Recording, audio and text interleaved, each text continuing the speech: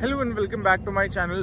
तारीख है आज 6 जून और टाइम हो रहा है शाम के 7 बज रहे हैं और 40 डिग्री की इस गर्मी में मैं लेके आया हूँ पॉजिटिव्स एंड नेगेटिव्स ऑफ विडा V1 प्लस, जो कि मेरे पीछे खड़ी है, जिसका वॉक अराउंड वीडियो बनाया था लास्ट टाइम। और दिस इज़ फॉर विडा V1 प्लस। हालांकि V1 प्रो में भी कोई खासा फ़र्क नहीं आने वाला है, तो 9 positives 9 negatives point two point चलते हैं। पहले स्टार्ट करते हैं पॉजिटिव से। फर्स्ट, विडा is from the brand hero, और हीरो जैसे ब्रांड की तरफ से आपको इस प्राइस में मिलने वाली ईवी काफ़ी अच्छी है। देखा जाए तो Ola, Ather, TVS, these all brands are offering scooties जो थोड़ी हायर साइड पे हैं, और इसके 2 मॉडल हैं जो कि बहुत अफोर्डेबल प्राइस रखी गई है, जिनकी बेस मॉडल और टॉप मॉडल की प्राइस आपकी आ रही है स्क्रीन पे। सेकेंड पॉजिटिव पॉइंट इज़, आप विडा की ऑफिशियल वेबसाइट पे जाएंगे तो कितना सच है कितना नहीं वो एक अलग चीज़ है, बट हाँ, विडा का क्लेम करना है, हीरो का क्लेम करना ये है कि इन्होंने 1006 प्रोटोटाइप 25,000 घंटे रिगरसली चलाए हैं और इन्होंने कवर किया है लगभग 2.5 lakh kilometre. Positive point number 3, उसके लिए चलना पड़ेगा हमें नीचे। जैसा कि एक फ्लैट्स वगैरह में सबसे ज़्यादा प्रॉब्लम रहती है कि आपको एक एक्सटेंशन करवाना पड़ता है, अपनी पार्किंग में स्विच बोर्ड वगैरह लगाना पड़ता है, जो हर जगह अवेलेबल नहीं होता। तो इसके अंदर मिल जाता है आपको 2 चार्जिंग ऑप्शन। एक, जैसा कि मैंने वॉक अराउंड में दिखाया था, ये रिमूवेबल 2 बैटरियाँ हैं जिसका चार्जिंग मैं दिखा दूंगा किस तरह से है। और अगर आप डायरेक्ट चार्ज करना चाहें तो इधर से चार्ज कर सकते हैं, एंड दैट टू आप 5 एम्पियर के स्विच में लगा के बहुत इजीली चार्ज कर सकते हैं। 3.5 घंटे दोनों बैटरीज लेती हैं। टोटल 7 घंटे ऐसे लेंगे और 7 घंटे ही डायरेक्ट आप DC चार्जिंग से लेंगे। पॉइंट नंबर 4, इसके अंदर रिमूवेबल 2 बैटरी हैं। तो अनलाइक अदर ब्रांड्स जो कि ओला, एथर में आप देखेंगे तो दे से कि आपको 5 से 7 साल बाद जब भी आपको बैटरी रिप्लेस करनी होगी तो दे कॉस्ट यू 50,000 to 70,000। मीनवाइल यहाँ पे विडा जो सेल्स पर्सन थे उनका क्लेम करना ये था कि एक कुछ टाइम बाद हीरो कुछ ऐसा प्लान कर रहा है कि आपके जो दोनों बैटरीज हैं ये स्वैपेबल हो जाएंगी, बट वो शायद 80% की हेल्थ होनी चाहिए उनकी। और आप ये कर सकते हैं कि आप चार्जिंग स्टेशन पे जाएं और चार्जिंग स्टेशन पे अपनी दोनों बैटरीज देके 2 नई बैटरी ले लें। और अगर ये नहीं होता है तो आप देख सकते हैं कि 2 बैटरीज हैं, तो कहीं ना कहीं ये चीज़ डिवाइड होकर प्राइस थोड़ा कम ही रहने वाला है। बजाय परमानेंट फिक्स्ड बैटरी के, एक सिंगल बैटरी के 2 बैटरीज का खर्चा थोड़ा सा कम आने वाला है, ऐसा मेरा एजम्पशन है। 5th positive point is the design looks good. जैसा कि मैंने पिछली वीडियो में भी कहा था कि ये साइड से थोड़ा सा एंटॉर्क जैसा लगता है, और it doesn't look like that typical EV scooter जो थोड़े मॉडर्न से हो जाते हैं, कुछ ज़्यादा मॉडर्न हो जाते हैं, जो बता देते हैं कि हाँ भाई ये तो कुछ अलग सी चीज़ है। मतलब ICE तो बिल्कुल नहीं लगते, वो इलेक्ट्रिक ही लगते हैं। तो क्राउड से एक हट के दिखना, वो वाली चीज़ भी थोड़ी सी अजीब हो जाती है। तो डिज़ाइन इज़ गुड। पीछे से slightly it looks thin, but it's okay. It's a great design from my side. Positive point number 6, आपको बाइबर के डिस्क ब्रेक मिल जाते हैं इसमें। बाइबर काफ़ी अच्छा ब्रांड है। प्रीमियम बाइक्स तो नहीं कहूँगा, बट हाँ, मोस्टली जो ठीक ठाक अच्छी बाइक्स हैं इनिशियल सेगमेंट में भी और सब 2 लाख 3 लाख वाले सेगमेंट में भी बाइबर के डिस्क मिलते हैं आपको। और ये डिस्क के साथ साथ इसमें CBS भी आता है, कॉम्बी ब्रेक सिस्टम भी आता है, तो ब्रेकिंग इज़ गुड। मैं ये नहीं कहूँगा कि ब्रेकिंग बहुत ही शानदार है। कुछ एक पॉइंट्स हैं जहाँ पे मेरे को थोड़ा सा अजीब लगा, बट हाँ, इस प्राइस पॉइंट पे आपको बाइबर के डिस्क ब्रेक ऑफर हो रहे हैं, जो कि दूसरे ब्रांड्स आपको 1 लाख के अंदर नहीं दे पाएंगे। 7th पॉजिटिव पॉइंट इज़, ये बेस मॉडल है, दैट इज़ V1 प्लस। इसका अगला आता है V1 प्रो। और बेस्ट पार्ट क्या है कि आप देखेंगे तो ये V1 प्लस और V1 प्रो के अंदर सिर्फ और सिर्फ रेंज का फ़र्क है, उसके अलावा कहीं कॉस्ट कटिंग नहीं है। आपको इसमें क्रूज़ कंट्रोल भी मिल जाएगा, आपको इसमें टर्न बाय टर्न नेविगेशन भी मिल जाएगा, आपको इसमें डिस्क ब्रेक भी मिल जाएगा। आपको जितनी ज़रूरत की चीज़ें हैं जो आपको लगता है कि हाँ टॉप एंड के अंदर, और जैसे मार्केट में होता है दूसरी गाड़ियों में कि बहुत काटे जाते हैं फीचर्स, वो वाली चीज़ आपको नहीं देखने को मिलेगी इस गाड़ी में। अगेन 7th पॉइंट भी इसी से रिलेटेड है। It's a feature rich scooty at this price point. काफ़ी फीचर रिच है अपने आप में देखा जाए तो। 9th और लास्ट पॉजिटिव पॉइंट जो मेरी तरफ से है वो ये है कि in the era of single projector lamps, Hero आपको डुअल प्रोजेक्टर लैम्प्स ऑफर करता है, and that too in low beam. High beam के अंदर आपकी रिफ्लेक्टर टाइप आएंगी, बट आपकी बेस के अंदर लो बीम के अंदर भी आपको डुअल प्रोजेक्टर मिलेंगे जिनका थ्रो इज़ डिसेंट इनफ। मतलब आप दूसरे स्कूटर से कंपेयर करें तो इट इज़ प्रेटी गुड। और इसी के साथ पॉजिटिव पॉइंट्स की ख़त्म हुई कहानी। अब आते हैं हम नेगेटिव पॉइंट्स पे, जो शायद आपको आपका मन चेंज कर दें, आप कंसिडर करते करते रुक सकते हैं। बट हाँ, the things what I felt, उसके बारे में हम अब नेगेटिव पॉइंट्स में बात करेंगे। नेगेटिव पॉइंट नंबर 1 जो इस गाड़ी में हो सकता है, प्रॉपर एसी पीस के अंदर रही हो प्रॉब्लम, बट हाँ जो क्वालिटी है, मैं कुछ ज़्यादा सेटिस्फाइड नहीं हूँ इन बटन्स की क्वालिटी से। मैंने जो इशू फेस किया वो ये है कि ये अभी आप देखेंगे तो ये स्टक हो चुका है।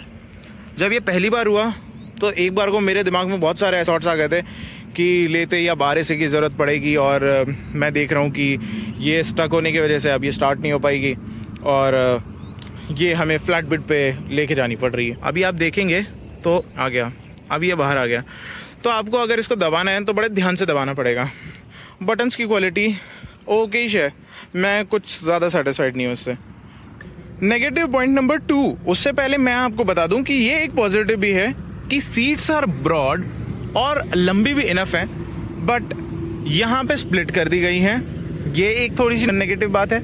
और क्योंकि ये स्लांट है तो मेरे जैसे मोटे लोग, नहीं कहूँगा मैं, हष्ट पुष्ट हट्टे कट्टे नौजवान जो हैं वो जब बैठेंगे तो हल्का सा यहाँ पे प्रेशर आके ये जो चीज़ है ये आगे की तरफ चली जाती है। ये ओरिजिनल सीट कवर है, लगवाया नहीं है, और इसमें ये हल्की सी जो लाइंस आप देख रहे होंगे, ये जो रिंकल्स है, ये इसी कारण से जब आप यहाँ बैठोगे तो आपके वज़न के उससे ये पूरा का पूरा इकट्ठा होकर यहाँ पे आ जाएगा, तो अनकंफर्टेबल भी रहती है और लॉन्ग टर्म में ये चीज़ें भी थोड़ी दुख देने वाली हैं। तो बूट पे आ ही चुके हैं तो एक और इसका नेगेटिव पॉइंट बता दूं मैं, वो ये रहने वाला है, आपको ये बड़े अजीब तरीके से बीच में से उठा के खोलना पड़ता है।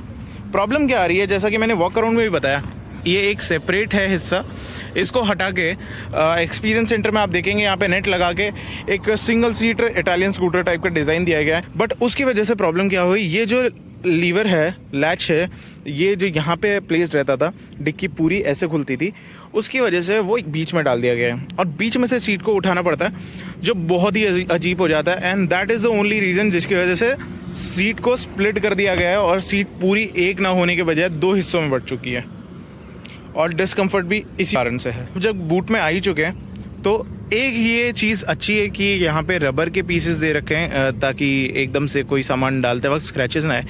बट टू माई नोटिस यहाँ पे अगर आप देखोगे तो कुछ स्क्रैचेस आ चुके हैं। कि हमारे घर में ऐसा नहीं है जो इसके साथ कुश्ती लड़ रहा है, सिर्फ नॉर्मल बूट ओपन किया जाता है जिस तरह से करते हैं, तो ये कोई ना कोई चीज़ है, या तो ये फिनिशिंग प्रॉपर नहीं करी गई है या फिर ये बूट ही है जो इसको अफेक्ट कर रहा है। एक नेगेटिव पॉइंट ये कि यहाँ पे कहीं भी आपको एक एलईडी नहीं दी गई है। एटलीस्ट एक छोटी सी एलईडी दे देते, वो कॉस्टिंग कोई ज़्यादा नहीं आती, बट आपका कम से कम एक बूट स्पेस जो है ये एल्यूमिनेटेड रहता। अब रात के टाइम में आपको डेफिनेटली फ़ोन वगैरह ही यूज़ करना पड़ेगा, तो कहता हूँ अगर सामने वाली DRL निकाल के भी लगा देते ना, अगर उसकी कॉस्ट भी इसमें डाल देते तो वो ज़्यादा प्रैक्टिकल चीज़ हो जाती है। अब आए जे एर्गोनॉमिक्स की बात कर ली जाए तो इसका जो हॉर्न है, जो प्रोबेबली सबसे ज़्यादा यूज़ होने वाला बटन है, वो कुछ ऑडली प्लेस है, हाथ अच्छे बड़े हैं, बट जब मैं यहाँ पे प्लेस कर रहा हूँ तो आप देखेंगे मेरे को अपना थंब कितना पीछे ले जाना पड़ रहा है। तो अगर इसकी प्लेसमेंट हल्की सी आगे होती तो डेफिनेटली बहुत एर्गोनॉमिक वाइज काफ़ी सही होती वो चीज़। और जब ऐसी वियर्ड चीज़ों की बात कर ही रहे हैं तो हम आ जाते हैं इस पे। ये है USB चार्जर, जो कि काम का तो है बट काम का नहीं है, क्योंकि आप ऑन द गो लगाओगे, मोस्टली इसको ऑन द गो यूज़ करोगे। आप यहाँ पे देखोगे तो यहाँ पे मोबाइल माउंट जो है, हैंडल माउंट है, वो यहाँ पे प्लेस होना बहुत अजीब है। मोस्टली स्कूटर्स में इधर या इधर कहीं एक छोटा सा ग्लोव बॉक्स दे दिया जाता है। IC स्कूटर्स की बात करें तो आप बर्गमैन में देखेंगे, चलिए वो मैक्सी स्कूटर्स हैं, बट कुछ एक ऐसे स्कूटर्स और भी हैं, एक्सेस वगैरह में भी कोई ना कोई ऐसी जगह बनाई जाती है।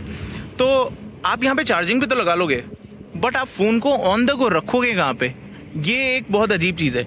एटलीस्ट एक छोटा सा कभी होल भी बनाया जाता है उसके लिए कि अगर फ़ोन आप ऐसे भी रख पाते तो ये चीज़ बहुत प्रैक्टिकल हो जाती। ये मेरे यूज़ की होने की बाद भी कोई खास यूज़ नहीं आ रही है।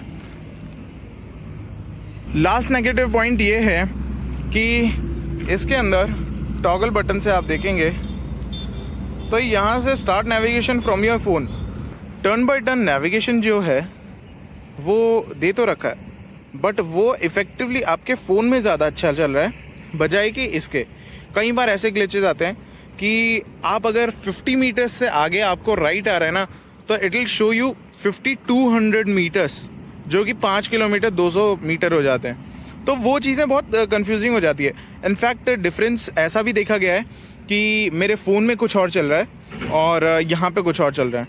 तो टर्न बाय टर्न नेविगेशन है, बट ठीक है, काम चला हुआ है, बहुत ही शानदार तो नहीं है। एथर और ओला की होड़ नहीं है, क्योंकि बेसिक चीज़ है कि वो लोग गूगल मैप्स यूज़ कर रहे हैं, वो लिटरली पूरा एक एंड्रॉयड टैबलेट यूज़ कर रहे हैं, तो चीज़ें वहाँ पे उस मामले में थोड़ी ज़्यादा सरल है।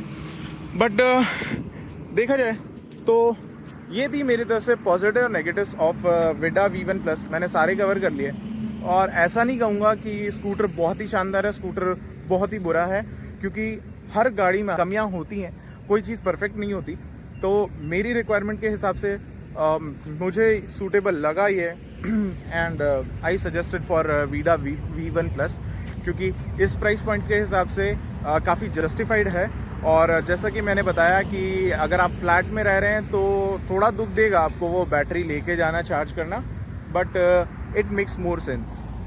तो एक और मैं थोड़ी इसकी एक्सटेंडेड वीडियो बनाऊंगा कि why I have chosen Vida over Ather, Ola, iQube and Chetak. तो वो बात करेंगे हम विस्तार में, और तब तक के लिए मेरी तरफ से पॉजिटिव नेगेटिव्स ये रहा।